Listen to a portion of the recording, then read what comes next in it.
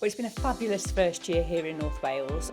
I've really enjoyed getting out. I've really enjoyed meeting the many staff and departments that we've got across North Wales. It's really enabled me to be able to understand Wales in terms of culture, in terms of the importance of language, going out and being with our staff. It gives you a real opportunity to see how connected our staff are to local communities, how much they care and how much they want things to be better in the local communities. So I've been incredibly proud to lead an organisation of dedicated professionals who put so much time and effort into making sure that we get people before the courts who are doing the wrong things, and we protect our communities from those that seek to dominate them, that seek to cause fear. The next 12 months for me are going to be really focused in our local communities and also continuing my journey in learning Welsh a dwi'n edrych ymlaen.